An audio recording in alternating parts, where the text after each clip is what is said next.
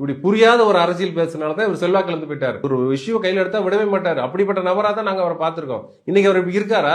ராமலா இந்து எப்படி பேசுறாரு? எங்க ஆரம்பிச்சாரு இவர் எம்எல் மூமெண்ட்ல இருந்து வந்தவர். இவரு அப்படியே சரிக்கு இங்க வந்து நின்று கடைசியில இப்ப திருமாவளவன் மேல பாஞ்சிட்டு இருக்காரு. திருமாவளவன் இடதுசாரியாவே இருந்து இடதுசாரியாவே தன்னுடைய பயணத்தை தொடர்ந்து ஒரு சின்ன கட்சியை ஒரு மக்கள் திரும்பி பார்க்கக்கூடிய ஒரு இயக்கமா மாற்றி 4 எம்எல்ஏக்கள் வச்சிருக்காரு, 2 எம்பி வச்சிருக்காரு. அங்கீகாரம் வாங்கிட்டாரு. அந்த 4 பேருமே இன்டெலக்சுவலா உருவாக்கிட்டு இருக்காரு. 4 பேர் நல்லா பேசுவாங்க. 4 பேர்ல இன்னும் பல பேர் இருக்காங்க. இன்னைக்கு அண்ணன் திரும்ப உருவாக்கிய அந்த நபர்கள் இன்னும் பல காலங்களுக்கு இந்த மக்களுக்கு அவங்க பயன்படுவாங்க. அப்படி நீங்க யாரை உருவாக்கி வச்சிருக்கீங்க? யாராவது ஒரு நபர் கிருஷ்ணசாமிக்கு அப்புறம் ஒரே ஒரு நபர் இந்த கட்சியில வளர்க்கப்பட்டான்னு சொல்லுங்க. ஒருத்தர் கூட கிடையாது. ஒரு ஆளு கூட நீங்க காட்ட முடியாது.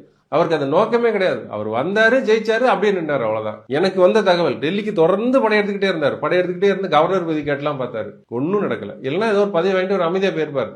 இவருடைய வாழ்நாள் நோக்கம் எம்பி ஆகுது, ஆயிக்கோங்க. ஆனா எங்களையே அடமானம் வைக்கிறீங்க. நீங்க எங்களுக்கு இடஒதுக்கீடு வேண்டாம், உங்களுக்கு ஏன் இடஒதுக்கீடு? உங்க மகனுக்கே இடஒதுக்கீடு? நாங்க பட்டியல் வெளியேற்றத்தை கேட்கவில்லை, எங்களுடைய பிரதான பிரச்சனை வேற அப்படின்னு இந்த தரப்புல இருந்து யாருமே பேச முன் வரலையே.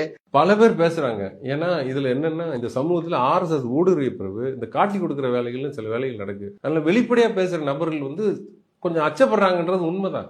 என்ன அச்சம் அவங்களுக்கு? உயிரச்சம் தான். எப்படி நீங்க ஏத்து பேசுவீங்க? இவர் பெரிய வளர்ந்த தலைவர், இவர் நம்ம எப்படி ஏத்து பேசுறது?